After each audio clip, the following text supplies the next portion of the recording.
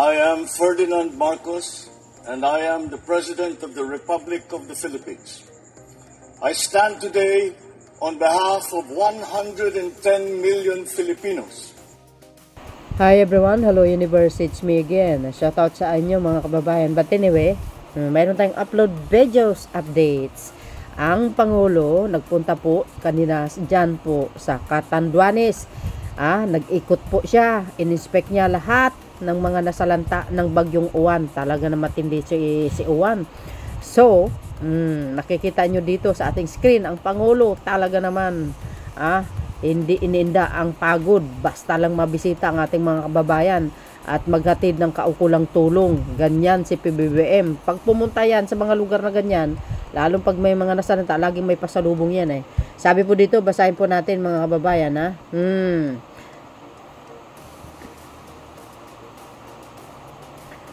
Sabi dyan, personal na inspeksyon ni Pangulong Ferdinand Marcos Jr. ang mga nasirang bahay sa wall sa Ramagay Tubli, Caramon, kung saan daan-daang kabahayan at halos lahat ng bangkang dimotor ay winasak ng Typhoon Uwan. Naku, matindi. Siyempre, to the rescue ang DE dyan. Papalitan yung mga dimotor na bangka. Ipinag-utos ng Pangulo ang patuloy na pagtulong ng mga ahensya ng gobyerno sa mga apektadong pamilya, kabilang ang ayuda mula sa Integrated Disaster Shelter Assistance Program. Sabi po ng Pangulo, IDS EDSA ng DSUD. Ayan, tingnan nyo mga highlights mga kababayan. Sinalubong ang Pangulo. Siyempre, pag ang Pangulo ay pumunta sa isang lugar, nako, ang daming mga fans yan. Labas lahat ng cellphone, nakatutok sa kanya. Iba talaga ang star, ang rockstar, ayan, galing. Malapit sila sa dagat, guys, pero parang nasira, ito oo nga. Ala, ayan, kahit makapal, pero nasira din, may kalumaan, ito pa. Yan. Oo nga, may kalumaan na mga kababayan, medyo mataas din, kaso lang, wala din kwenta kasi, for sure, tumaas ang tubig ng dagat. Talagang tinamaan sila. Lalo na pag may tsunami, naku, delikado. May kalumaan mga kababayan, yung seawall, ito pa. Kawawa sila talaga. Naku. Ito po mga kababayan, panoorin niyo po yung interview ng Pangulo kasi naghahanap po siya ng location, yung kumbaga ililikas niya po yung mga taong nakatira dyan. Ayaw niya na po pabalikin dyan ang mga tao kasi mangyayari uli. So naghahanap sila kung saan sila dapat ilagay. Naku, maganda ito. Ito pa. Ayan, di ba? Hindi naman. Ito pa. Si mother nakangiti. Ito pa. Binisita niya rin po yung ang mga eskwelahan na kung saan nasira din ng Typhoon Uwan. Ito pa. Ayan. Naku, kaway-kaway pa more. Sabi po ng mga DDS, galit ang taong bayan kay PBBM. Bakit yan? Tuwang-tuwa sila. Alam nyo ba, ang laki ng, ang laking kasayahan sa buhay nila. Biro mo, minsan lang sa kanilang buhay makita ang isang Pangulo ng Pilipinas. 'Di ba? Minsan lang. Kaya tuwang-tuwa sila. Aba, malaking karangalan sa kanila po yun. Makita ang isang Pangulo na pumunta sa lugar nila. Ay, bihirang-bihira yan ayan, ang eskwelahan nagbigay ng Starlink pala. Wow, social. Ayan.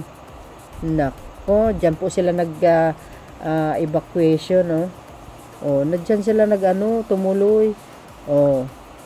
Wow, pati yung mga bata tuwang-tuwa. Siguro sabi ng mga bata, aba, ito po yung litrato na sa loob ng school namin nakakwadro.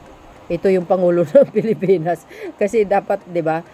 Dapat ibig sabihin, every school kasi mayroong litrato ang Pangulo doon nakasabit So para kumpleto detalyado mga kababayan, panoorin nyo po ang interview ng Pangulo.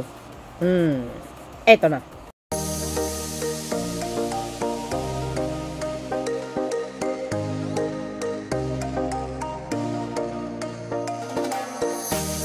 Susunod natin na gagawin ay yung reconstruction. Magdadala rin tayo ng mga construction materials. Ang problema talaga na dapat natin tignan, kasi kung baka maulit ito, baka kailangan natin talagang isipin na huwag magtayo ng kahit na anong structure na ganito kalapit sa dagat. So, we have to find another way kung saan nilalagay ang mga nandito. Kasi unfortunately, ang katotohanan yan, mangyayari ito ulit eh. Kaya huwag natin sila ilagay sa alanganin. Hanapan na natin ng ibang paglalagyan na malayo na sa storm surge. Kung gaano karami ang damage, tatlo. Ang naging damage dito galing sa storm surge, dito sa natinitignan natin, galing sa storm surge. Meron ding damage dahil sa malakas na hangin. Meron ding damage na nanggaling sa malakas na tubig, malakas na pag-ulan. So, yun ang kailangan natin na ayusin. Pero sa ngayon, ang una natin ginagawa, relief muna. Lahat ng mga nasa evacuation center natin, tinutulungan natin, bibigyan natin ng pagkain, ng tubig. Nagdala kami ng mga Starlink para merong communication na maganda. Nakapagpadala na kami ng communication bago ng bagyo.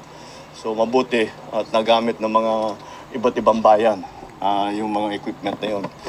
Ito ngayon, so after the relief, wala na tayong search and rescue dahil all accounted for na.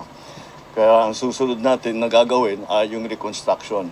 Andito ang secretary ng DSUD at meron silang bibigay na tulong doon sa mga totally damaged. At magdadala rin tayo ng mga construction materials, mga yero, pati yung gamit. Ang problema talaga na dapat natin tignan, kasi kung baka maulit ito, baka kailangan natin talagang isipin na huwag magtayo ng kahit na anong structure na ganito kalapit sa dagat.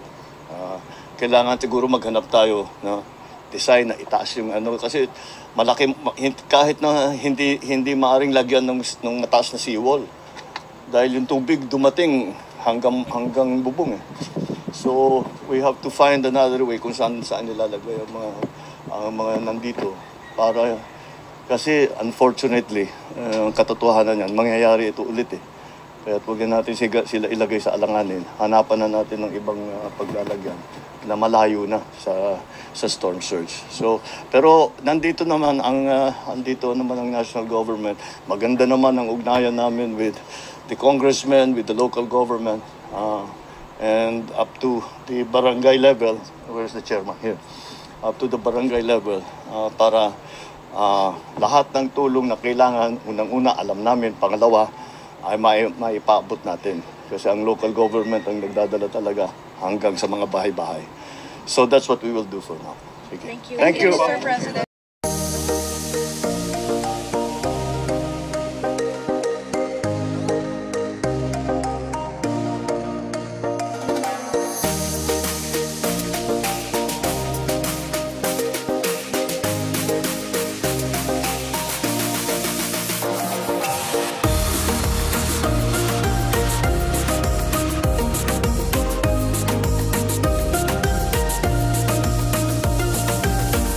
Catanduanes, so far medyo nakakabalik na ang pamumuhay ng mga tao, except that maraming na damage and we still have to attend sa mga pangangailangan ng mga tao dito, lalong-lalo na mga nasirang mga bahay nila. So isa dito ang itong bayan ng Karamuran ang medyo one of the, sabi nga natin, na hardest hit na bayan, and specifically dito sa Barangay Tubli. And so far, as of now, meron pang mga 26 road networks na hindi passable. Yan ang kagandahan dito sa atin ng mga kababayan dito sa Bicol, lalo na itong Catanduanes, kasi nung nabigyan tayo ng warning pag-asa na parating na si Bagyong Uwan, ay naghanda na lahat. Kusa na ang mga tao na lumikas at pumunta sa safe areas, particularly doon sa mga evacuation centers natin.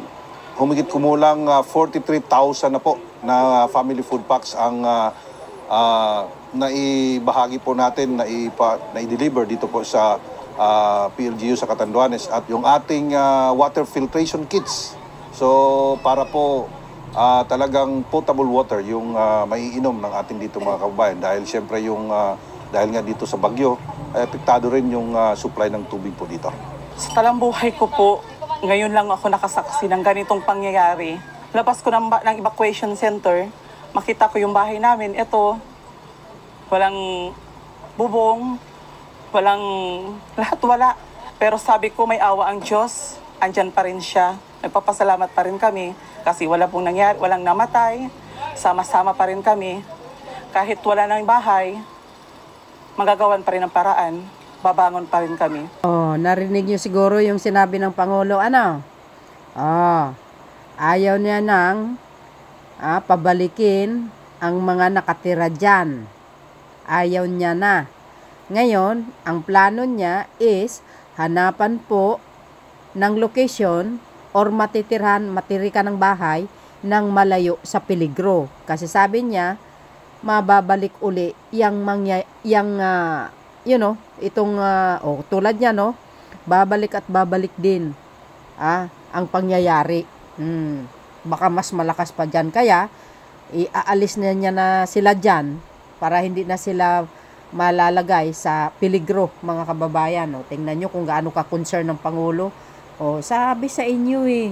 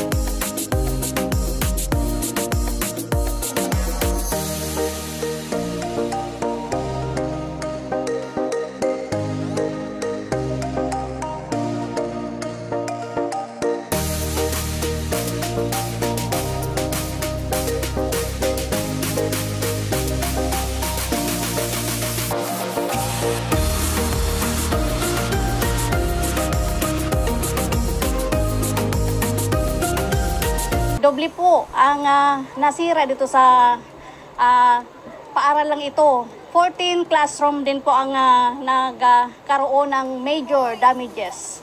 And 1 classroom totally damaged. Plus 8 minor damages na nangyari dito sa aming paaralan. Dulot po ng naturang bagyo po. Dahil nga po itong Tubli Elementary School ay or barangay ng Tubli ay nasa coastal area.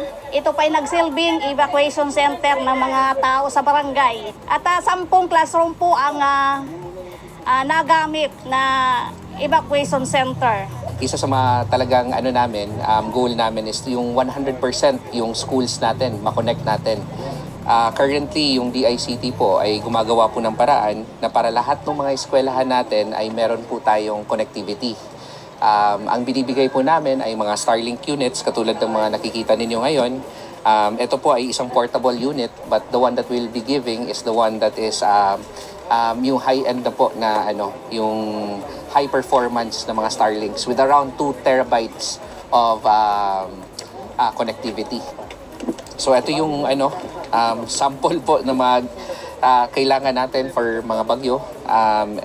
Nagto-turn over tayo sa provincial office natin. Ito yung mga mini Starlink that can be easily deployed sa mga LGUs, sa mga magagamit po ng PDRRMO para at least mas mabilis yung pag-respond natin. At saka no kumbaga, konektado tayo habang merong bagyo or even the aftermath. Inuuna po natin yung schools. Hopefully by next year, yung rural health units natin, tapos yung mga barangays. So at that particular order, no, kasi talagang binigyan talaga ng pansin ng ating Pangulo yung ating mga schools. Kasi hindi lang po siya school, ma'am, Kung makikita mo yun ngayon, naging ano din siya, evacuation center din siya. So very important po yung connectivity. Nakita nyo yan? Sabi ko sa inyo kung paano masigasig ang Pangulo sa kanyang trabaho. O talagang inaalam niya ang mga lugar na kung saan tinamaan talaga ng malakas na bagyo. Yan, ang una niya talagang pinupuntahan yung mga tao na talagang nawala ng bahay. Di tulad nung isa, mga kababayan, ang lagi niya pinupuntahan yung mga patay. Oo, natatawa ako doon sa isa. Puro patay ang pinupuntahan niya Sabagay, si Pangulong Marcos Jr. kasi overall talaga yung kanyang ginagawa, no? Lahat pinupuntahan niya, ma-school man yan, kahit saan pumupunta ang Pangulo, basta gusto niyang alamin ang sitwasyon. So narinig nyo naman, ayan, gumagalaw na kanyang ahensya para malutas kaagad ang problema, yung location, yung bahay na titira ng ating mga kababayan. Nandyan ang disod. Siyempre, ang school na yan, matik na po yan, gagawin. Baka bukas na, umpisahan na, para mababalik sa dati. At saka yung mga bata kasi nag-aaral So yun mga bes, ang updates natin na kung saan ang Pangulo na sa Catanduanes, nag-ikot siya doon, inalam niya lahat ang problema. At syempre, to the rescue lagi siya. Kasama po ang buong pamahalaan ng Marcos administration. Thank you guys for watching. See you again on my next upload. Bye bye bye and babush. God bless Philippines.